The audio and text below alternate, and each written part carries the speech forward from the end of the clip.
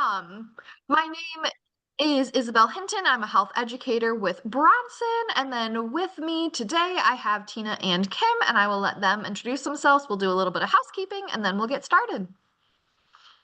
Good morning, everybody. Welcome. Thanks for being with us. We have a special diabetes cooking club. We're going to talk about diabetes and high blood pressure and how we can season our food with other things than salt. So thanks for being here. My name is Tina Wahardo. Appreciate it. Good morning. I am Kim House. I am a registered dietitian and certified diabetes education care specialist, and I am here to help you understand, more about spices and using non-salt options today and your diabetes. Welcome. All right. So, just a couple of housekeeping things. We do offer closed captioning, so if that is something that you need or would like, feel free to click the CC button. We also understand that that's not 100% accurate, so if there's anything that we say that's confusing, feel free to ask it in the chat and then we will clarify. We just ask that you keep yourselves muted just to kind of help with background noise unless there is an option for you to talk. Otherwise, we're going to be doing a little bit of chat questions, and it's a pretty small group, so if you want to unmute yourself when you're answering questions, that is totally fine as well. And then, of course, this is being recorded, so if you would not like to be on the recording, you can turn your camera off by clicking your camera button at the bottom of the screen. When there's a red slash through it, that means your camera is off. So, just a quick little disclosure that the information you hear today is intended as general health information and should not be used as a substitute for medical care or advice from your provider. And with that, I'll let Kim take it away. All right, so thank you, Isabel. So for today's agenda, we're gonna let Tina take it away here in a moment with the first recipe, the sweet potato fries and pumpkin pie spice yogurt dip. We'll take a few minutes to do that, and then we will look at more about blood pressure and diabetes. Then we'll send it back over to Tina to mix up some good Greek salad with chicken, and then we'll come back to me and talk more about sodium and salt, some salt-free options and spice blends, and open up for question and answer. All right, so if you all just want to drop in the chat, what is your favorite spice or spice blend? It's a good question. We are definitely going to be focusing on spice blends today, but I'd love to hear people's favorite spice. I actually think smoked paprika, which I'm going to be using this morning, might be one of my favorites. Paprika is really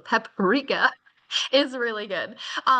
We also have some garlic and herbs in the chat, some thyme in the chat. So there are just so many different. Garlic is a pretty clear winner here. There are lots of spices though, which is awesome. Ooh, did somebody say ginger? They did. Ooh, that's a tough one for me, but we're gonna use it today. Awesome. All right. Well, let's head it over to Tina. All right, very good. All right, well, thank you guys so much for sharing about your guys' favorite spices or spice blends. We are definitely, I think I cleared up my whole spice pantry for today's cooking class today, you guys. I feel like 16 different spices that we're going to be focusing on between our two recipes. And, I guess the fun thing about spices is that they just add a lot of flavor without that salt and that sodium that Kim is going to talk about. And they allow you to be a little creative, right? So in today's reminder email, you not only received today's recipes, but you also received a handout that Isabel created actually on some different spice blends that you can use and make. And they create a pretty good quantity of the spice blend. So it's nice to kind of have on hand and to be able to kind of pull from that when you are cooking in your recipe. So you're going to see in that handout, and Kim's going to talk about it at the end of today's program, some like chili seasoning and taco seasoning. But today, from that handout, we're going to focus on the pumpkin pie spice blend and the Greek seasoning blend. So to kick us off, we're going to focus on that pumpkin pie spice blend, which we are going to mix in with some yogurt, and we're going to use that as a dip for some French fries, and not just your regular French fry, right? Which we typically kind of relate to maybe a lot of fat because it's fried and a lot of salt, you know, especially if you're going to a fast food restaurant, there tends to be a lot of salt on those fries. But today we're kind of bringing it back. We're going to go for a healthified version of some French fries with a sweet potato fry. It's going to have seasonings on it that do not include salt. And then you can take that recipe and leave it as is, or you can take it one step further and really use that pumpkin pie spice yogurt dip to complement that sweet potato fry. So very fall vibes when I'm thinking about this recipe, because you get that warm spice with that classic sweet potato. So that is what we're going to focus on first.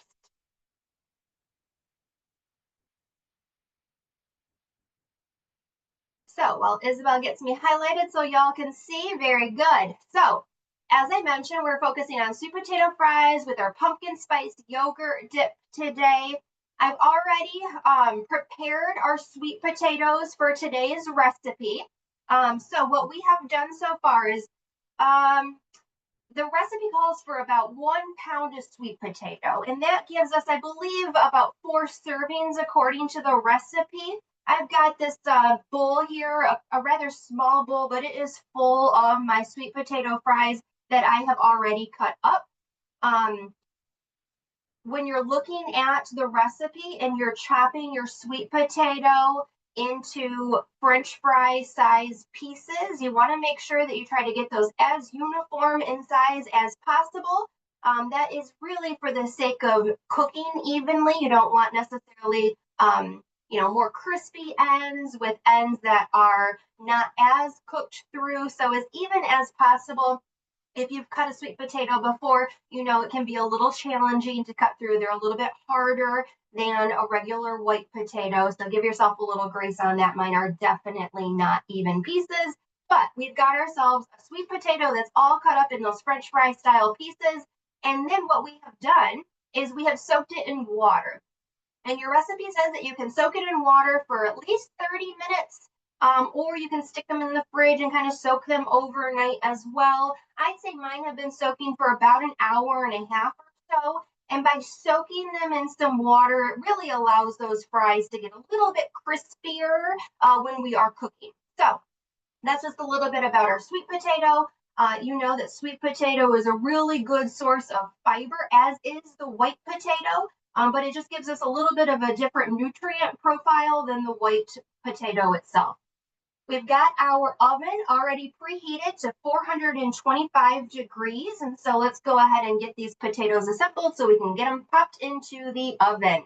So what we're going to start off with is we've already got our dried sweet potatoes. I've already blotted them dry. And we're just going to drizzle those potatoes with just a little bit of olive oil, about 2 tablespoons. So I'm just going to drizzle some olive oil on that, not exactly counting or measuring. And then we're just going to give that a good toss to make sure that those sweet potatoes are evenly, as much as possible, coated in our olive oil dressing. We're using this olive oil as a good heart-healthy option, but it really is allowing our seasonings to bind to each side of those sweet potato fries.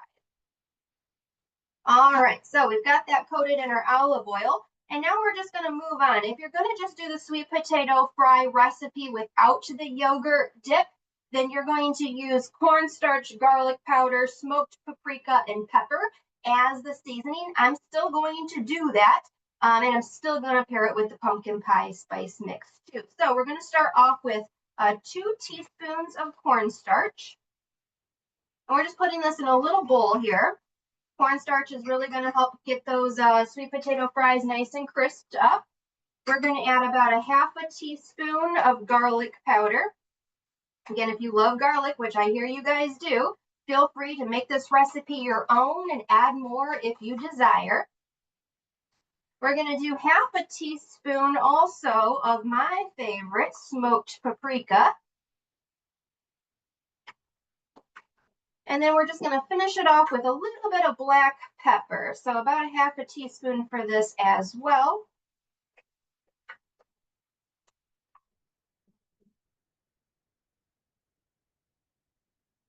And we've already created our first spice blend. So I'm just going to give that a good little mix here. And then I'm going to, boy oh boy, give it a good seasoning over my fries. And I'm just going to do, I've got quite a small bowl here, so I'm just going to toss a little bit. Make sure that that seasoning gets on there as evenly as possible.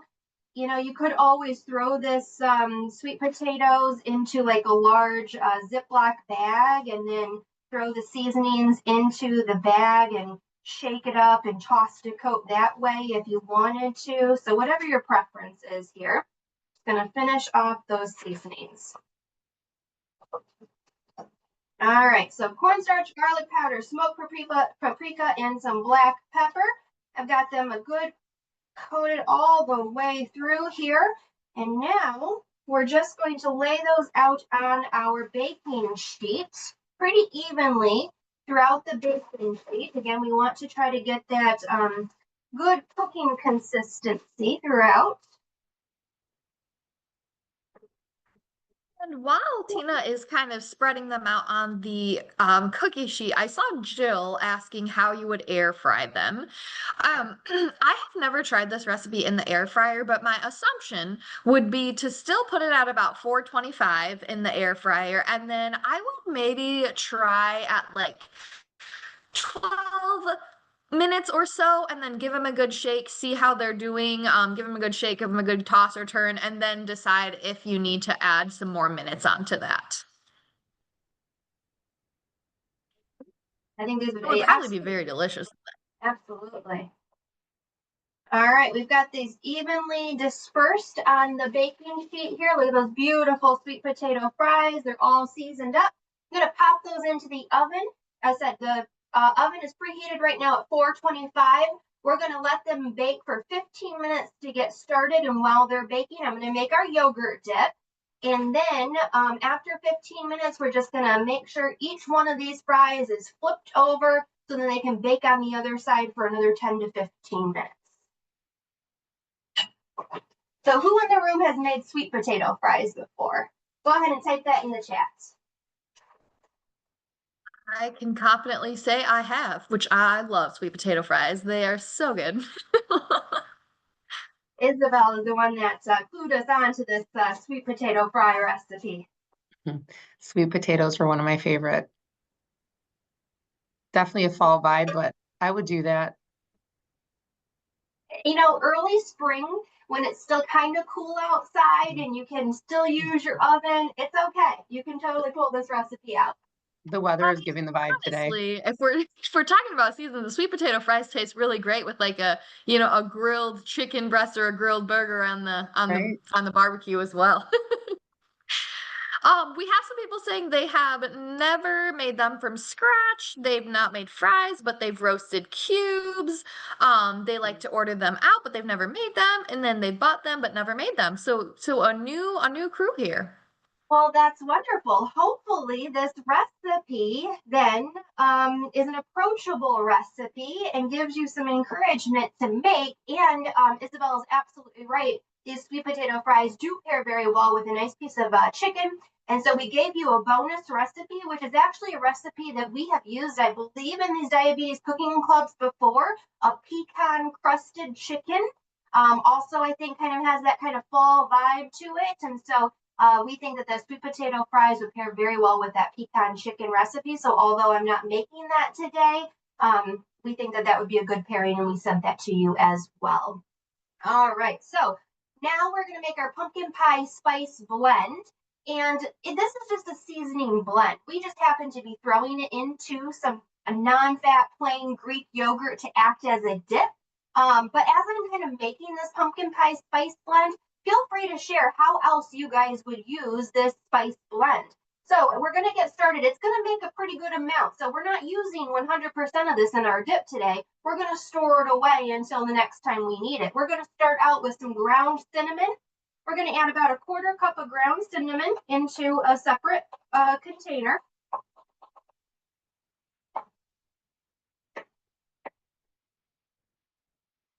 And warm spice flavors and scents. We've got 2 teaspoons now of a ground ginger. I heard some of you guys love the ginger, so we're going to do that. 2 teaspoons.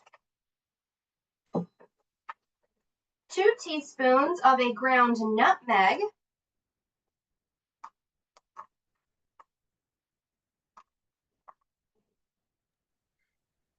The nice thing about this seasoning blend is it makes a ton, like Tina was saying. And so, you know, you can use a seasoning blend in these, you know, this dip, but you can also use it in a smoothie, or you can also use it on popcorn, or you can also use it, you know, when you're roasting other vegetables. So it's a very versatile spice.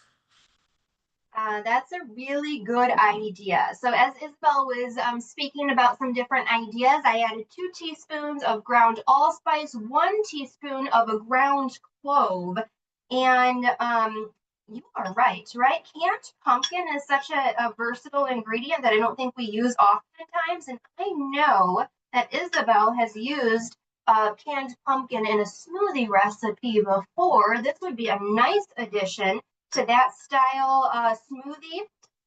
Or again, as we kind of, you know, progress in the season, I suppose this could go really nicely over some roasted butternut squash or acorn squash too. So some ideas for the future. Love it. What else did everybody else say? Ideas on how they would use this spice blend?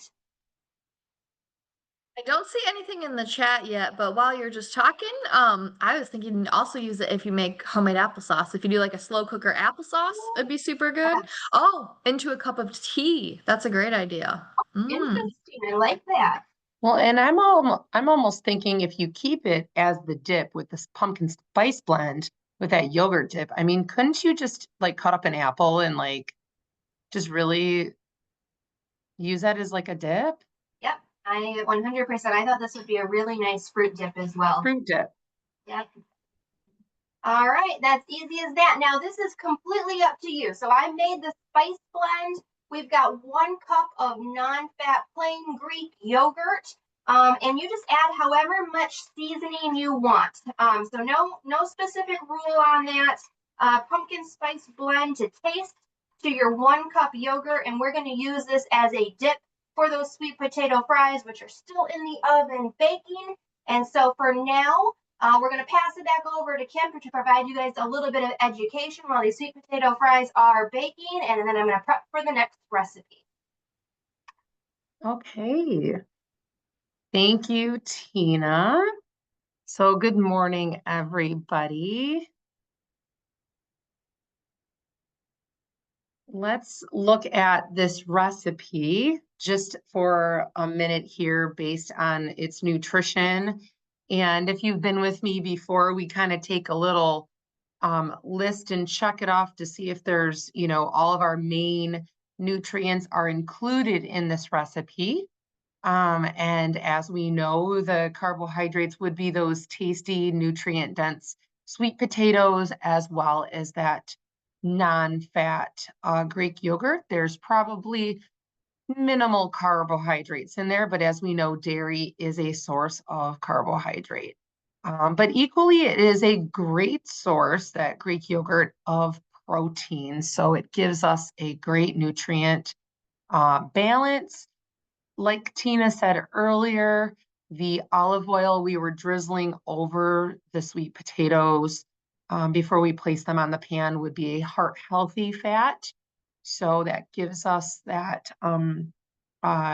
nutrient dietary fat in just a very small amount. So, you know, we're kind of crossing off our little checks and balances here. And as we have also mentioned, really to just boost that protein and make it a full meal. We could pair it with like some chicken or other protein. And as also mentioned, we do have a bonus recipe, that pecan crusted chicken that you do have. We have made that in the past, and you can kind of check that out. So let's move on with our discussion about spices and blood pressure. So the month of May, kind of coming to a close, but if you didn't know that May is National High Blood Pressure Education Month. So did you know that high blood pressure is also known as hypertension? So if you've heard of one or the other, they do mean the same thing. And having high blood pressure actually means any number with a top number of 130 or higher and a bottom number of 80 or higher. So that is kind of that diagnostic number. And do you know that having high blood pressure is a major risk factor?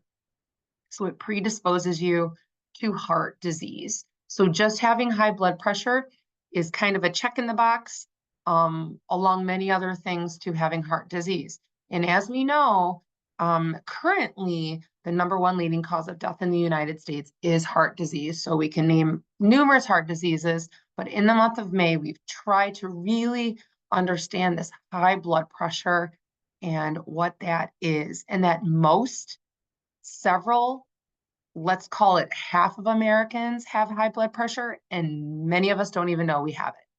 So it's a very common occurrence, and that's why there's so much heart disease in the nation. So we try to get educated, and this is the month. So with blood pressure, other risk factors is our age. The older we get, it's a risk factor, it's a check in the box. It predisposes us to high blood pressure.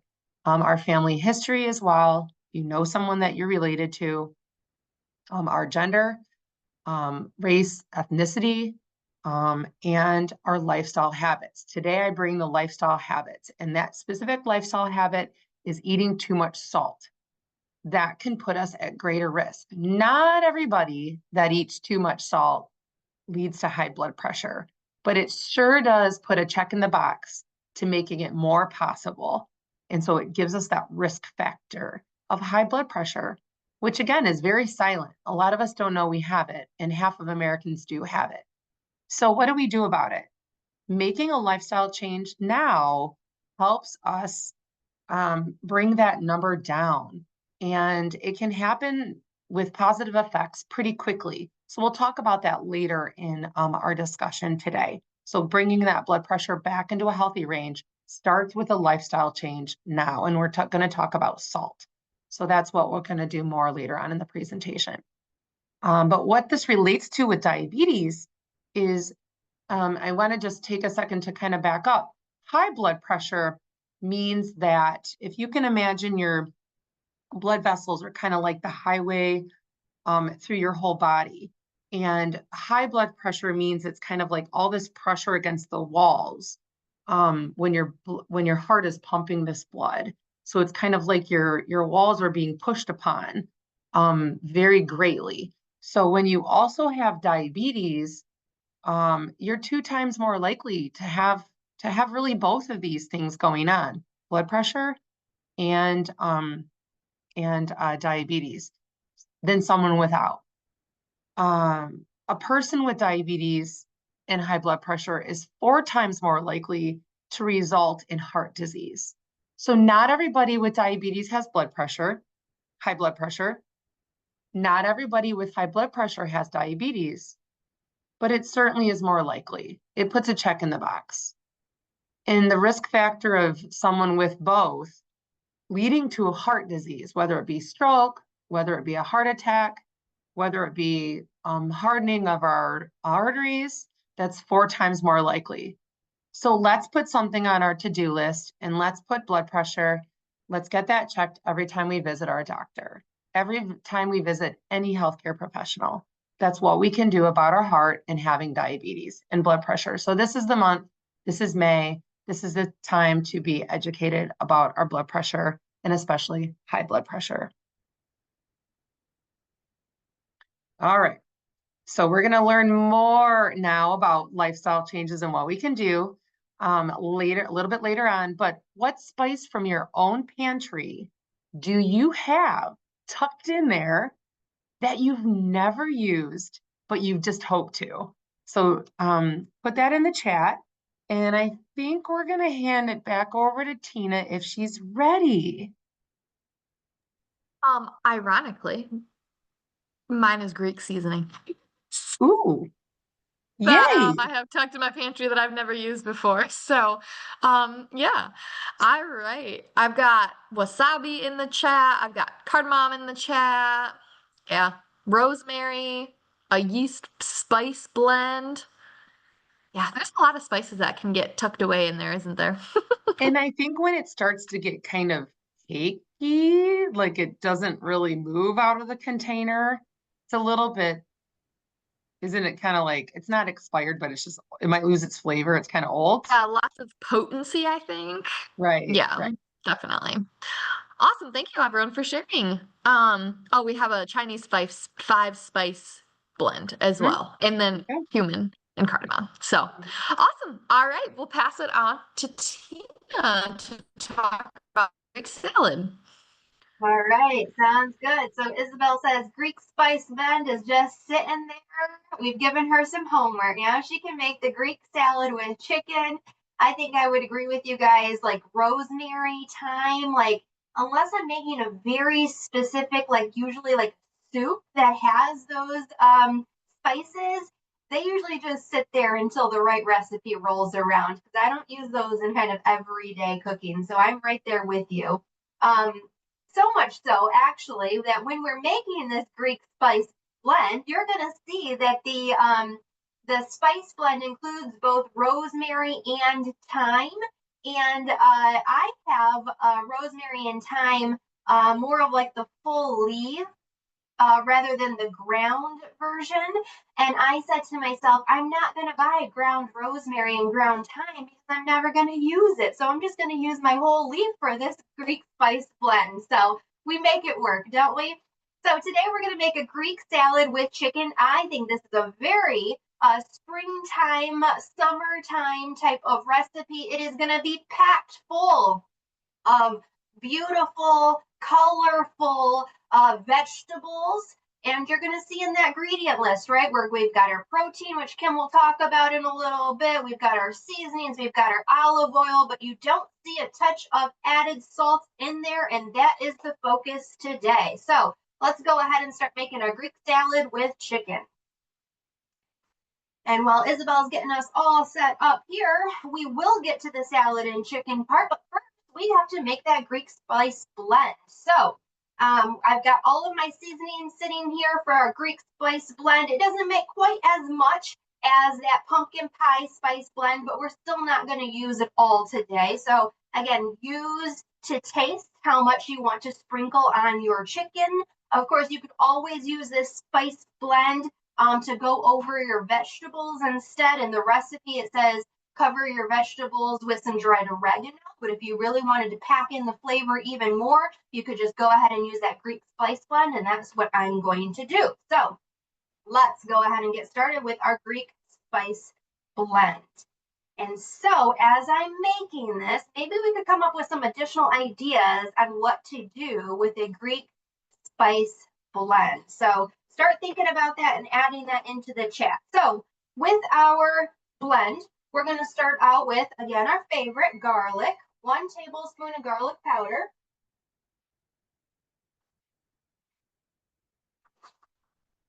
All right, I'll get to those and flip those in just a second. So garlic spice blend, we've got 1 tablespoon of garlic powder. And then from here, almost just a teaspoon of everything else. So we've got a teaspoon of dried basil. Basil is by far probably one of my favorite seasonings as well. Of course, I don't use it in dried varieties very often, but I did have it on hand, so I must have needed it for something. A teaspoon of oregano.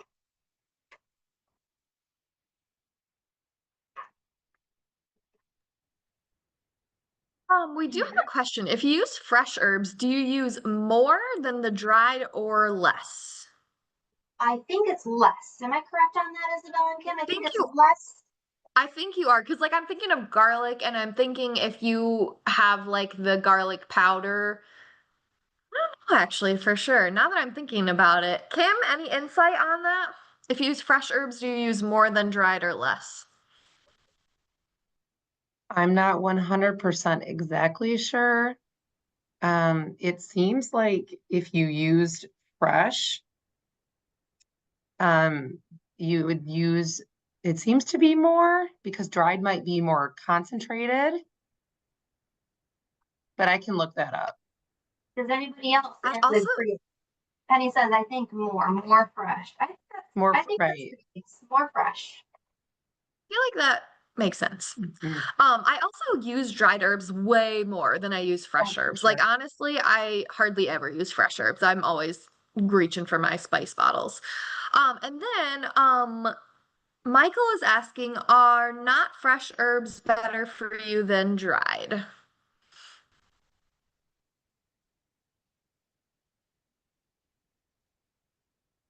Kim, Tina, do you have any input on that? I'm I mean, gonna I would say fresh or dried is so much more healthy than salt. So use what you have and try a variety and limit the salt. And we'll get to that. I think you can't go wrong either way, to be honest with you. I think Right. I think dried herbs are obviously sometimes a little bit more approachable, accessible, especially if you don't use herbs in cooking that often, then fresh can sometimes just go to waste. But fresh herbs, right? 'Tis the season to grow your own right now. So those might just be more available. Either way, they're actually really good sources of antioxidants, which we don't think about, I don't think, very often when it comes to herbs and spices. So either way, fresh, dried, use your spices, you're gaining benefit from them no matter what. So good question. Thank you for asking. Greek spice blend is complete. We did garlic powder, basil, oregano, black pepper, parsley, rosemary, thyme, and nutmeg. I mixed them up and I'm trying really hard not to sneeze right now. So if I do, bear with me, but we've got them all mixed up. As you know, I am using rosemary and thyme in the full leaf. It is not ground. Of course, if you have one of those mortars, right, you can ground them up if you have the leaves available. I am not offended by them being kind of whole. So I'm going to use this Greek spice blend to season my chicken. And so bear with me. I'm just going to give my chicken a little bit of seasoning here and kind of spread that out. Use gloves if you need. I've got my meat specific cutting board here. And then I'm just going to do the other side as well. And this is going to come out to be a really nice juicy piece of chicken that we are going to stick on top of our Greek salad and all those beautiful vegetables. So I've got my piece of chicken. It is a thin sliced piece of chicken, very lean, very heart healthy choice of protein. We are going to pop this into the air fryer today and use it in that way. You can bake it if you want. You can put it on the skillet and do it on the stove top. We're just happen to do it in the air fryer today. Recipe calls for 415 degrees for about 10 minutes. My air fryer only goes up to 400 degrees. So I'm just going to keep it in there for a little longer, about 15 minutes. So let me go ahead and pop that into the air fryer real quick. And then while you're popping that in the air fryer, thank you, Nikki. They had said 1 teaspoon dried to 3 teaspoons fresh. So appreciate the insight there. Did anybody else figure out how they would like to use this Greek spice blend while it was being made? Any suggestions or ideas on what you could do with it? I was thinking it would be really good in like a Greek yogurt like we did with the pumpkin pie spice, and then it could be with vegetables, like a little vegetable dip. I think would be really delicious with it. I agree. Vegetables. That's what I was thinking.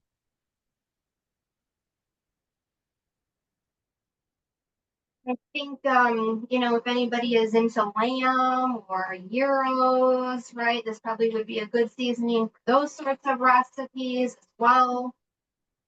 Ooh, scrambled eggs. Oh, Yeah, that'd be delicious. Popcorn, other vegetables on bread with a little bit of olive oil. Sounds good. that sounds good. All right, while my chicken is air frying, real quick, let me go ahead and toss these sweet potato fries. If you've ever been on our Cooking with Bronson classes, which are similar to these, but they're not focused on diabetes, they're just focused on, healthy cooking.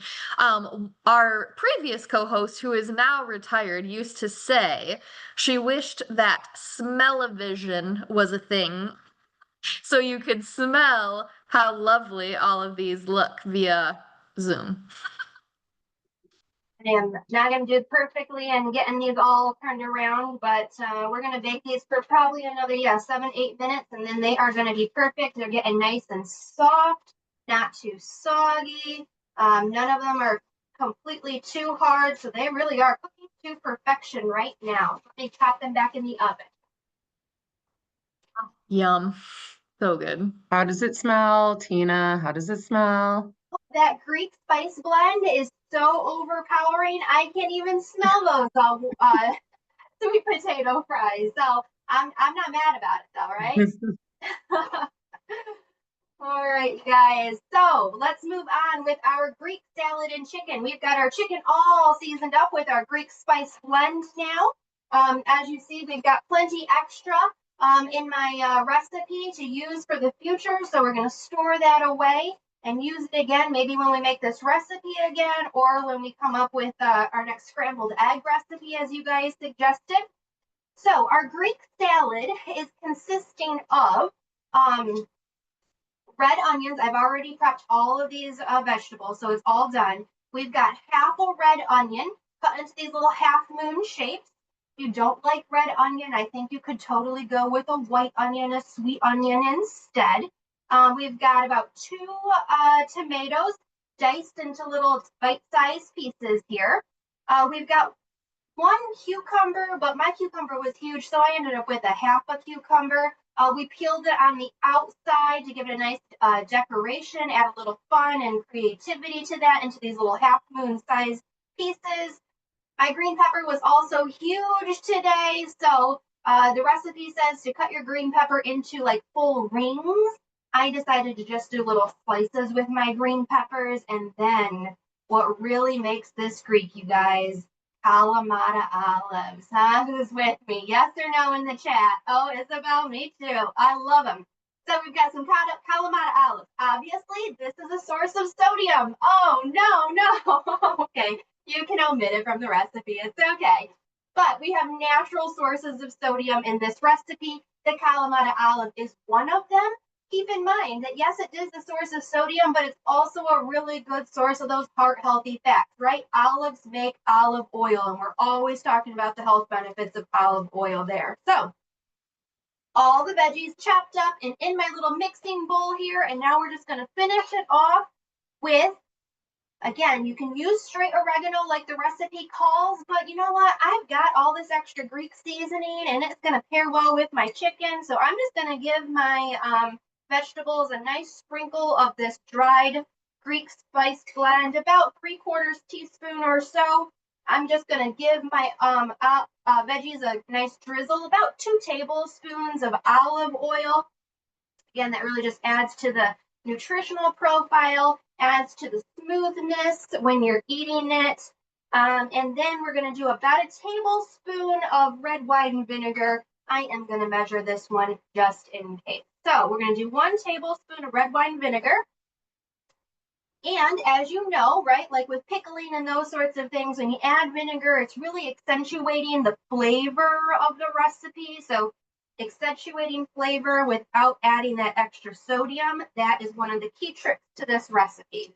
1 tablespoon red wine vinegar. All right, we're gonna give that a good toss.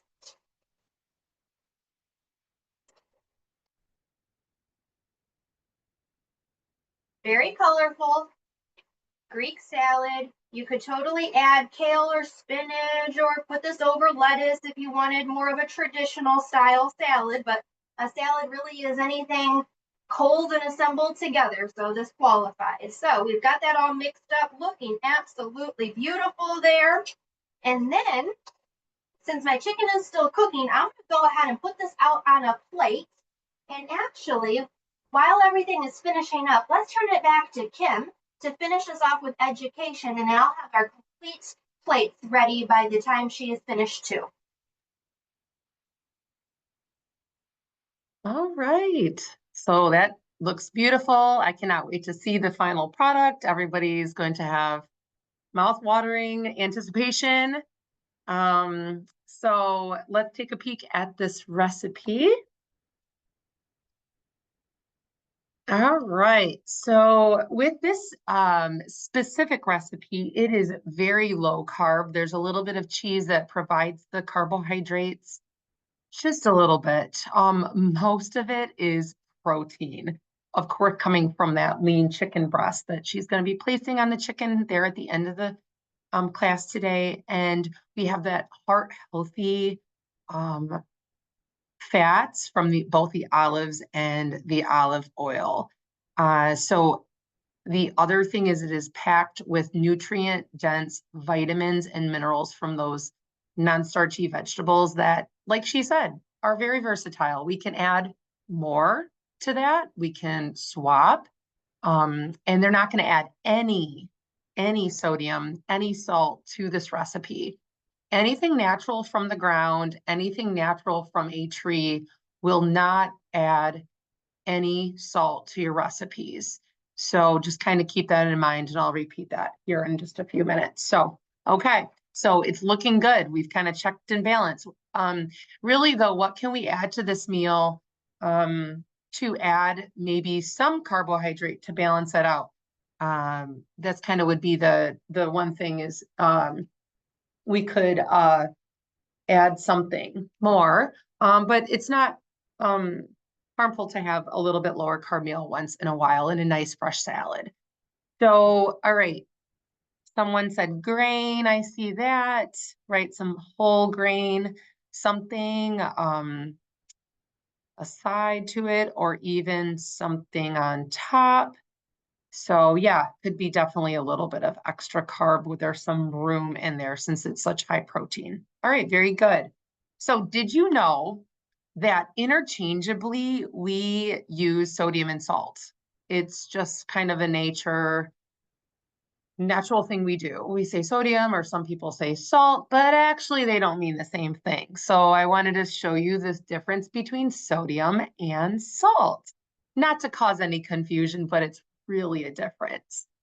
So the word sodium and the word salt are used interchangeably, but there is a difference. So salt actually is a mineral that we put in food to help stabilize it and keep it on the shelf. So if you have anything in your pantry right now, anything in your cupboards, pantry, you name it, most likely there is a form of salt in there to help keep it on the shelf and keep it stabilized. Did you know that salt itself contains sodium and chloride? There's about a half and half mixture in there. So really the makeup of your salts, whether it's pink, whether it's rock, whether it's kosher, whether it's table, they all contain sodium. About a half and half mixture. It's just really how we use them. So there's recipes that call for kosher. There's recipes that call for a very fine table salt. There's some that call for a very ground salt or coarse salt. So they're all just depending on the use, like a garlic salt and onion salt. So they're all salts. They all contain sodium. Salt is salt. So no matter the color, no matter the flavor, really they all contain sodium. So the makeup is the same. Sodium, so kind of getting into the nitty gritty of like that one part of that, what salt is really what in nature and in our body helps to keep our fluid and all of our electrolytes and our blood pressure like in balance.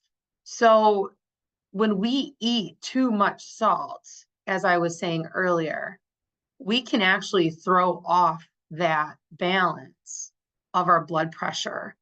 We can cause high blood pressure because this balance is off. Too much salt leads to too much sodium because that's a part of that salt that we've just consumed. Can throw off all of those balances. Not all of us have that result, but a lot of us do, and a lot of us don't know that.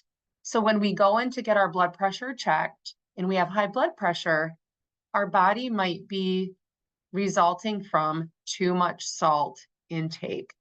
And part of that salt is what we see, this sodium part deep down in our body causing an imbalance.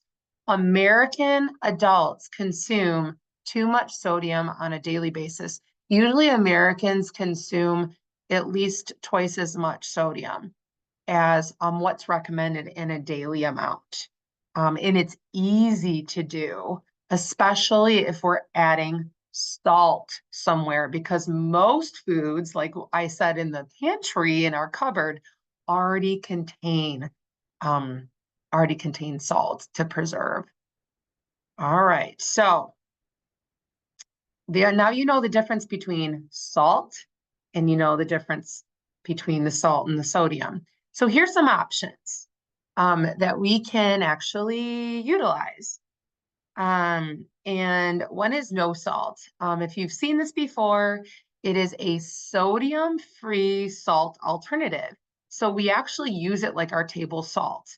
And so it is actually the ingredient in there, instead of sodium chloride that makes up that salt, is potassium chloride. So they've just changed the chemical makeup of it, but we can use it the same way that we would use table salt or whatever, any salt we might use on our foods if we have that lifestyle habit. You can buy this pretty much anywhere. And it's a McCormick brand. Personally, if someone were to need to watch their potassium, it can provide you too much potassium. If someone were to provide or to watch their sodium, you know, there's always those issues of too much potassium, too much sodium. Really, then the option is to use like fresh herbs, which we'll talk about, fresh herbs and spices. But this is an option. Then another option is Mrs. Dash. Mrs. Dash has lots of herbs and spice blends. Do we have that next slide? Mrs. Dash is actually a salt-free alternative. So it doesn't contain sodium, it doesn't contain chloride, it doesn't even contain potassium. All it is just a mix and mash of herbs and spices. So they have like original, they have table, they have, oh my gosh, so many different blends. So basically what they do is they just mix up blends of herbs and spices for a variety of dishes. So it's a salt-free. So they've gotten rid of the sodium and the chloride, and they don't even put potassium in here to substitute. So that's kind of the difference between Mrs. Dash and no salt. This is herbs and spices in a bottle. You can buy this really anywhere. Dollar store, your local Spartan store, Walmart, Meijer, online. I'm curious who uses this or no salt. It's an alternative if you feel like you've got to add something to your foods that's kind of bottled up to help replace what you're already doing. Would you have a question? Yeah. Jill is wondering if no salt contains MSG. There is no sodium in there, so no, there would be no monosodium glutamate, no MSG. It is potassium chloride. So if you don't have any issues with potassium, limiting your potassium, it's a good sodium substitute. So no salt would be a good replacement if you're trying to watch your sodium intake and you don't have a problem with consuming potassium.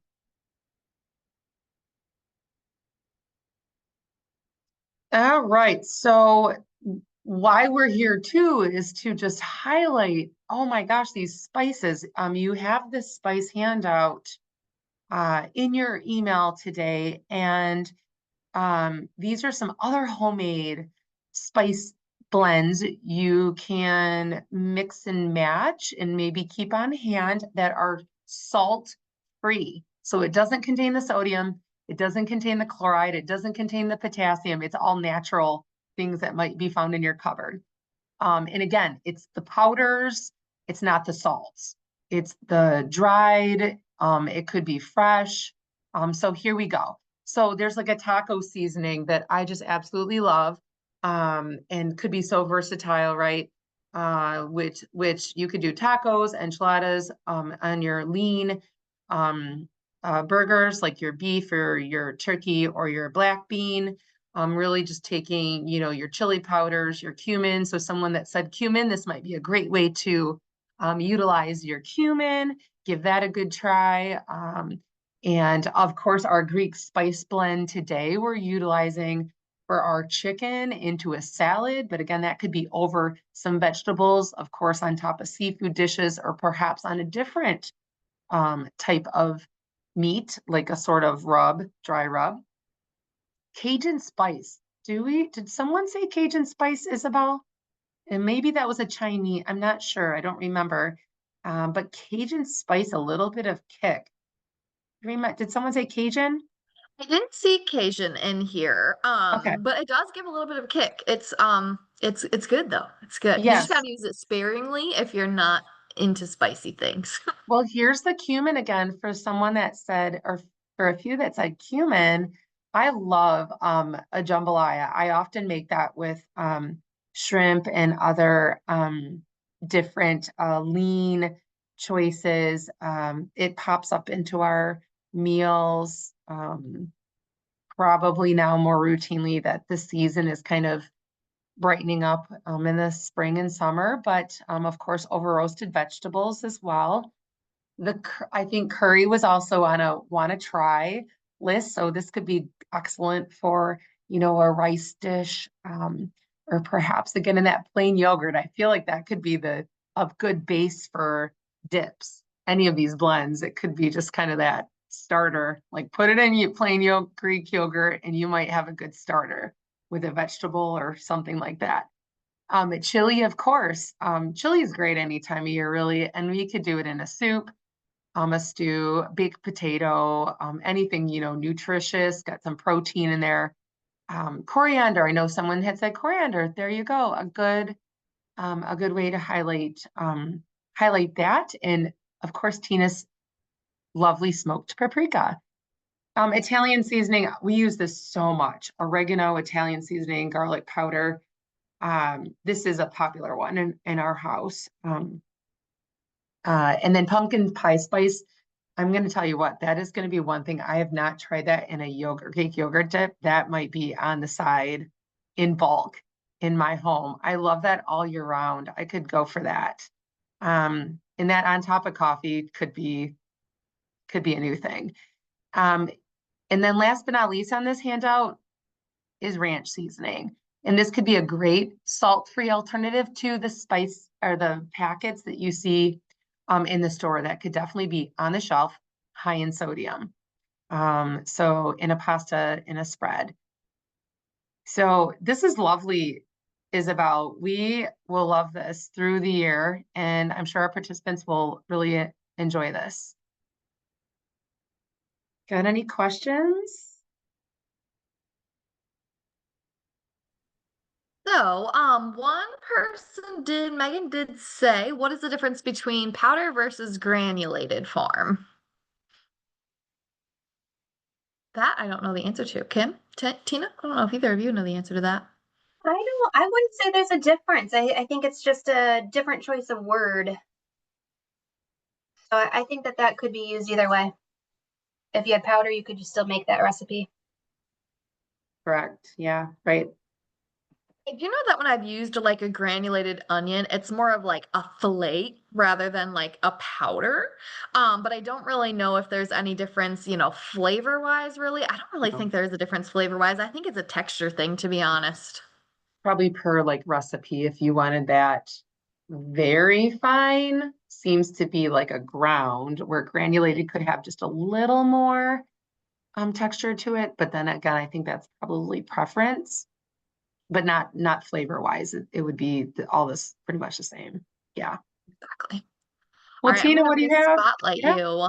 yeah. All right, you guys, we have got a plate of sweet potato fries, and I realize that the yogurt dip is sitting there blending in with the plate, but I just tasted it. It is very tasty. I highly recommend. Sweet potato fries with the pumpkin pie spice blend. French fries turned out beautifully, these sweet potato fries. If you like them a little bit crispier from my experience, and maybe it's just how I cut them, maybe I could have cut them a little bit thinner. I would even recommend maybe adding a good 5 more minutes on them or so if you want a little bit of a crispier, but they are tasty. And then we have that beautiful Greek salad with the green peppers and the tomatoes, the red onions, very colorful. And look at that beautiful thinly sliced chicken breast with all of those Greek seasonings on there. If you wanted to just serve this as a dinner, perfect, just like this.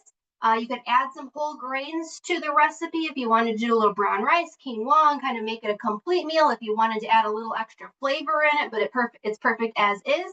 You could even dice up the chicken and throw it within the Greek salad too. So however you wanted to do that, there it is. Greek salad with chicken and your Greek spice blend. Hopefully you guys have lots of ideas on how to use those seasonings now. Very low sodium. All right. Well, that brings us to the end of today's class. We have about 1 minute left if anybody has any last minute questions they want to throw in there. Otherwise, we hope everyone has a fantastic week. Ooh, Nikki said the salad would be good with a dollop of hummus. Oh, Yes, it would. That would be amazing. absolutely. You know, and I talk a lot about this like grain bowls, right? So if you had your quinoa, you had your beans, you throw this in as your veggies, it's already kind of got that dressing associated with it. Perfect. All right. Well, don't Okay, forget. well, thank you. Sorry, yes, I was just gonna say, don't forget if you guys, if you currently are living with diabetes, know anybody with diabetes, please remember that Bronson offers medical nutrition therapy and diabetes education at both Portage, Battle Creek, and in South Haven, where Kim is, so you get to meet her in person. You just need a referral from your primary care, so if you need additional assistance, don't forget about those services at Bronson. If you don't have an air fryer, feel free to use any of those in the oven or the skillet. That will work perfectly too.